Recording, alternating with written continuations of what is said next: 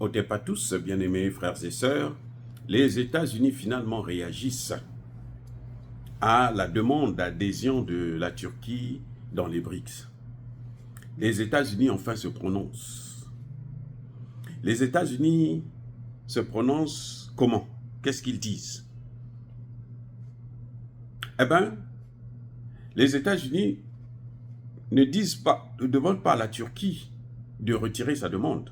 Parce que de toutes les façons, ils ne peuvent pas le faire et ils n'en ont pas le droit. Ça, c'est un. Donc, les États-Unis sont en fait devant le fait accompli. Parce que la Turquie, en faisant cette demande, la Turquie n'a pas demandé l'autorisation des États-Unis. Parce que si elle avait demandé l'autorisation des États-Unis, les États-Unis auraient dû lui dissuader, auraient dû dire à la Turquie que non, mais ce n'est pas une bonne idée de faire partie des BRICS parce que tu es déjà dans l'OTAN. Et tu es un membre important de l'OTAN. Tu es un allié important que nous avons dans l'OTAN. N'oublions pas que la Turquie, c'est la deuxième armée la plus puissante plutôt des pays de l'OTAN. Alors, mais les États-Unis font la diplomatie. Ils font croire que, bon, c'est le droit, c'est son choix, donc ils n'ont rien à voir avec ça, c'est tout à fait normal, mais ils ne cachent pas leur amertume. Oui. En fait, quand vous regardez la décision, la position des États-Unis, elle est vague. Ils ne disent pas oui, ils ne disent pas non. Ils ne disent pas bien, c'est bien, ils ne disent pas que c'est pas bien. Ils n'encouragent pas, ils ne découragent pas. Ils se mettent au milieu. Mais ils savent que si la Turquie est acceptée dans les BRICS, eh ben ça va être un coup pour l'OTAN. Ça, c'est une évidence. C'est une évidence, ça va être un coup pour l'OTAN. Donc, ils sont en train de surfer entre le chaud et le froid. Vous voyez, ils savent qu'en ce moment, leur influence est décadente. Parce que les BRICS, justement, ce qui attire les pays dans les BRICS, c'est pour fuir la domination occidentale. C'est ça qui attire les pays de BRICS. Les pays vont vers les BRICS parce qu'ils veulent fuir la domination de l'Occident. Parce que l'Occident a toujours utilisé la violence. Les États-Unis ont une base, un budget militaire qui s'élève à près de 800 milliards de dollars. C'est-à-dire que vous prenez les 10 pays qui viennent après les États-Unis, ils n'atteignent pas le montant des États-Unis. Ça veut dire quelque chose. Donc, les États-Unis ne vivent que par la force. C'est-à-dire que pour eux, ils pensent régler les problèmes du monde par la force. Or, cette même force qu'eux, ils utilisent, maintenant, il y a des pays qui, avec des budgets moins colossaux que celui des États-Unis, arrivent à faire mieux même que les États-Unis. Je veux parler, par exemple, de la Russie, de la Chine, de l'Iran, qui arrivent à faire, mais alors, des merveilles. L'Iran, aujourd'hui, fournit des armes balistiques, des missiles balistiques à la Russie. Et donc, les pays sont en train de fuir le diktat des États-Unis. Le cas de la Turquie, il est plus particulier. Ça fait plus de 20 ans, 30 ans même, ou 40 ans, que la Turquie frappe à la porte de l'Europe. Avant, quand c'était encore la communauté économique des États de l'Union européenne, de l'Europe, là, avant que ça ne soit l'Union européenne, mais la Turquie frappait déjà cette porte. On a toujours dit, oh, on va voir, on va étudier. On continue à étudier, ça fait plus de 20 ans, on continue à étudier. Alors que les pays de l'Est, là, qui sont venus là tout récemment, non, ils sont tous rentrés dans l'Union européenne, sans problème. La Pologne, machin, ils sont rentrés.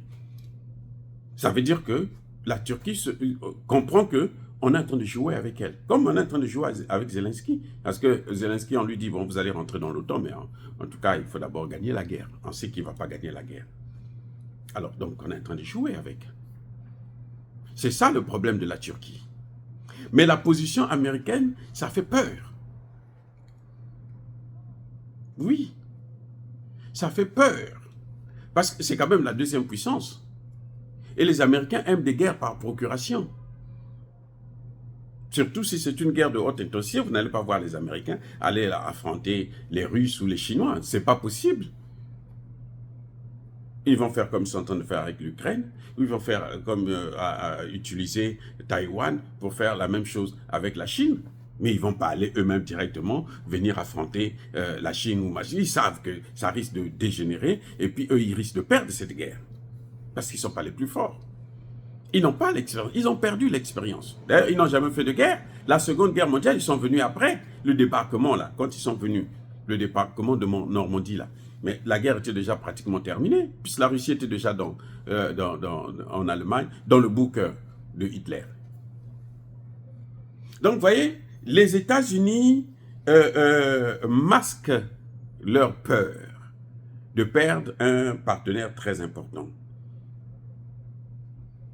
Ils ont peur de ça. Donc, quand vous écoutez les